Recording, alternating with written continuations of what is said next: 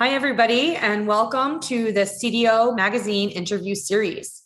Today, I'm here with Ted Kaouk, and Ted is the Deputy Director of Human Capital Data Management and Modernization and the Chief Data Officer at the Office of Personnel Management. Welcome, Ted. Hi, Denise. It's nice to be with you today. So, can we talk about organizing data? And if I'm being perfectly transparent, I think this is the piece of the data conversation I kind of struggle with the most. But just curious to know what your strategy is for organizing data structures. You know, we have data hubs and data lakes and data warehouses. Everything has its own purpose, and they each offer their own advantages and, based on the circumstances. So I'm just curious if you have a specific strategy, if you're still working towards a strategy. Where are you in that discussion? I mean, I think those best practices are, continue to emerge and change. I don't think we've developed a single approach.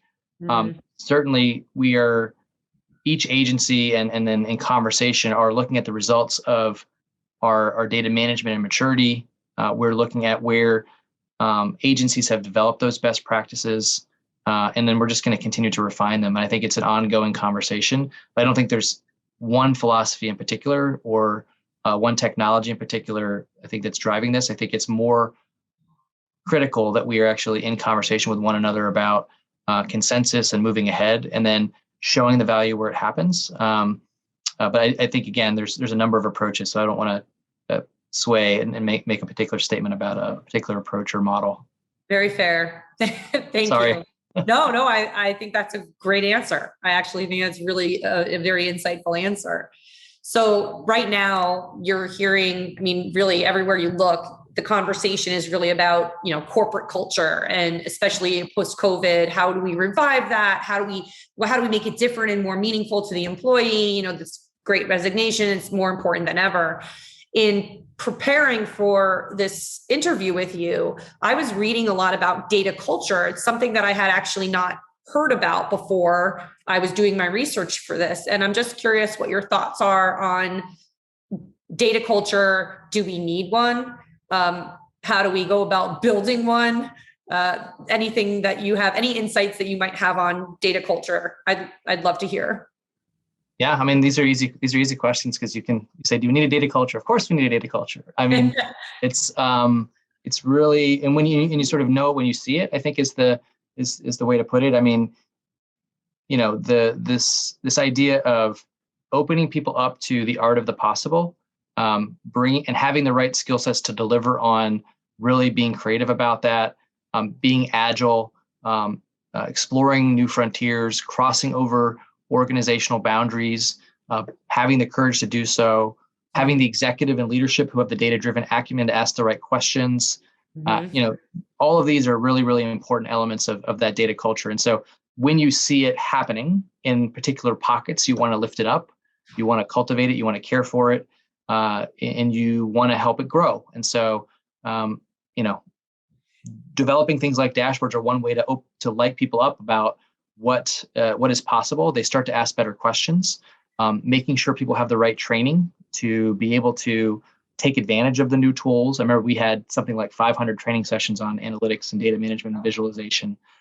We had communities of practice where we would bring people together for things like data visualization to promote adoption strategies. How do you actually get people excited about this work? What other kinds of gamification can you make it part of that culture? We had analytics communities of practice where people got to showcase their work and lift it up. So, and then things like public data competitions or internal data competitions where people get to show what they can do, but also learn along the way and team up. And then having leadership recognize the work so that people who are engaged in it, their work isn't getting buried. It's getting lifted up and it becomes a priority. So that idea of a culture of being data driven, setting it as a priority, making sure it's part of strategy and making sure it's part of practices. I don't have all the ideas, but we're constantly looking at where is this working well, and where are we seeing this idea of data culture emerging in the federal government or elsewhere. One of the in my job that we've been getting more and more exposure to dashboards, to data, and all different kinds, human resource data and sales data and all different kinds of data. And it's really exciting, but without a data culture, they go untouched. It's like the new shiny toy. Oh, this is amazing. But then I have all these emails and these phone calls and these meetings to do. So I don't think to go back to my dashboard. It really does have to be a very, very specific cultural shift where I think you mentioned, teaching people to ask the right questions and bringing them together to have different, more meaningful conversations based on data. You have to infuse it to everything that somebody does in their day-to-day, or the data is just going to sit there and look pretty, right? So, yeah, I think, but it's not easy to do. Creating any type of cultural change is difficult. I'll go back to one important component, which is that human-centered design. Really getting into the business process and tapping into the questions that the people that you're going to be serving actually have, right? So whether it was state conservationists who wanted to have a better access to real-time data for metrics that looked at their outcomes and operational management when they were out in the field with forest supervisors, having an integrated view of things like timber sales and fuels treatments and budget and fleet and HR data all in one place. Those are the questions they were asking on a daily basis. But it was also aligned to larger organizational goals, so they could see how they fit into the larger picture and how they were contributing to that goal. It just became part of the way that those dashboards were used, and making sure that they're being used, right? Actually seeing what usage tells you about that, or where you need to go engage people. Or I remember we just discovered that having a newsletter was a really important driver across each of our agencies, and those that actually kept their users up to date about what things were changing with the dashboards really impacted the usage in a really, really significant way. So all of those elements are really important. Yeah, I think it goes without saying that the impact of a data-driven dashboard is very different if you have collaboration around what's really meaningful and what questions are you asking every day than it would be if you just had a group of data scientists saying, here, use this, and it missing the mark. So I think that is a great piece of advice. That human-centered approach, I think, is really critical. So just curious to know, you had the CDO Council. We've talked about that a little bit. It's committed to, at least I believe, and you can correct me if I'm wrong, committed to creating a supportive environment for CDOs across the federal government to share information on best practices and promote organizations to be more data-driven. So, and I know you said you're learning a lot and you've gone through several different sort of instances of coming together, but what are the barriers and how do we break those down moving forward? What are the barriers to coming together that way? Well, I think one of the barriers to acceleration, right? I think we're going to make progress. I think we're always making progress. Technology helps us with that. The roles that we have are helping us with that. But we feel that the way that we're going to accelerate this work is to actually find out where various aspects of our data strategy are going really well, and then sharing those best practices. Thinking back to, I think, the book Switch, and like identifying the bright spots, for example, it's a really big part of what we try to do on the CDO Council. So one of those took the form of a data skills training program case study document that we pulled together so that people knew which agencies had various data skills training program on things like data stewardship or data analytics or data leadership.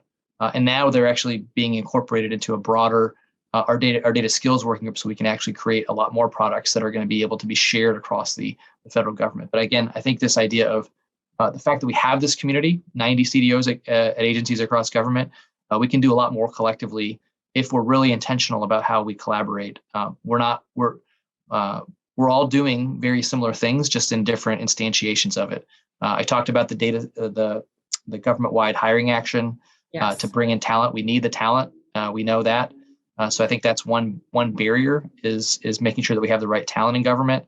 An additional barrier is the infrastructure that we have at agencies. And I think the biggest barrier there is the new role of the CDO. They have to add value at that agency so that those agencies start to really recognize why it's important to resource those groups, because the data infrastructure and the analytics then follow from that, which again is a virtuous cycle to be able to get the talent in.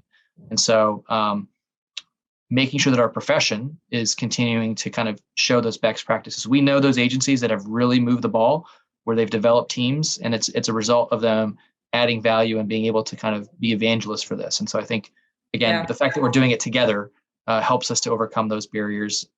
I don't have anything in particular that I think, and I think the data strategy that we have does a pretty good job of outlining the steps that are needed, just from the context of adding value as we do it, though. Yeah, it's so interesting to me, and I think it'll be interesting to see how it continues to develop, not just in the federal government, but across, say, state and local government, schools, whatever it might be, private sector, because the trend historically has not been, oh, let me just let my walls down and share with you what our strategy is around these things. And that really is a very important piece to making all of us more successful in this pursuit. And I think our data strategies need to directly support both individual agencies, but increasingly federal-wide, things like our customer experience strategies, right? We need to be thinking about how we are serving our citizens with the data that's available to them at those moments that matter, and the ways in which they interface with our government. And so I think there's a really good connectivity between thinking about structuring our services from the outside in rather than from the inside out. And how our data strategies support that. And so that's a really big challenge, but it's also a really important and big opportunity for us to be more responsive to citizen needs. So you're bringing together all these different people from all these different, in your case, agencies. For sure, there's going to be some conflict. So how do you resolve that conflict and keep the working groups moving forward? Well, certainly one of our approaches is always to try to find benefit on both sides. So if it's a data sharing agreement, what are the benefits that both sides are going to receive? And so those are change management strategies. And as a profession, I think we can continue to improve, where folks have been successful with getting data sharing agreements in place, how they're doing it, what kinds of conversations they're having, where there's emotional intelligence that's needed, where there's need to partner with privacy officials and others to make sure it happens. But there will always, of course, there will always be conflict. And so, but I think if we keep our eye on where the intersection of opportunities are, we're going to see, and more often than not, cases where we're able to show the art of the possible, which then spurs folks to do things again and again. So, usually have some of those key technology innovations the first time, where we had, wireless headphones, for example, and now, they're everywhere a couple years later. So that's another example of where we think if we get those breakthroughs, we hold them up, and then we show how it happened, and we use it as a model for others so that they know if it gets tough in there, they can just have confidence that it's been done before and it's not the first time. Mm-hmm. Very cool. So I'm going to wrap this up, and I'd like you to use this as an opportunity to sort of brag on yourself a little bit and your teams. And I want to hear about what you think is your most successful digital initiative to date, in your own definition of success. That could be many different things, but in your opinion. Well, I think it's really foundational, and we'll be setting a precedent for the future. Some of the work that we've done over the past year to define the CDO profession, what it is, how we're going to make progress, how do we define things like data sharing and data inventory. We have a number of reports that we're publishing that actually create that common language for the first time. It may sound minor in some respects, but I think having that common foundational language is really going to enable us this year to really begin to accelerate the innovation around improving data skills, around improving data sharing, around improving data inventory, and overall the maturity. So I'm obviously very proud of the teams that we led at the Department of Agriculture, where we established chief data officers in each of our component areas, and they work together to improve the agency operations. And coming over to Office of Personnel Management, we also have a really impressive team and we're going to be working to actually deliver better human capital data across the federal government. So those are a couple of examples, but I'm just really excited to be part of this broader community overall. And just a couple of years in, thinking about how the CIO role has evolved since Klinger Cohen, I'm really optimistic about how CDOs are going to be continue to make an impact, and that's something that we're really proud of. So. Yeah, it's an exciting time.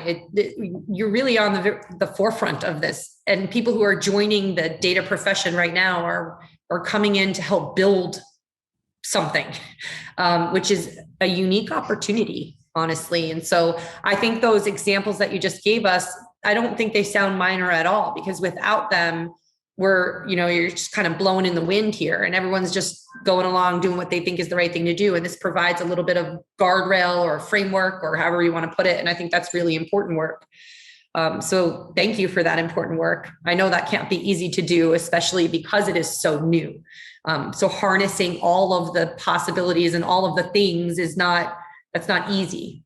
So thanks for doing all that hard work for us. And I just want to say thank you so much for spending a little bit of time with me. I'm fascinated by the work that you do, and I'm very appreciative of the work that you and the other federal government CDOs are doing on our behalf every day. So thank you very much for that. And again, thank you for sharing with us and spending the time with us today. I appreciate it. It's a pleasure. Thank you for the opportunity, Denise. I had a great time, and anytime, look forward to continuing the conversation. Thank you so much. Yeah, no. So again, thank you, Ted, for joining me today. And for all of you out there listening, please visit cdomagazine.tech for additional interviews, and have a great day, everybody.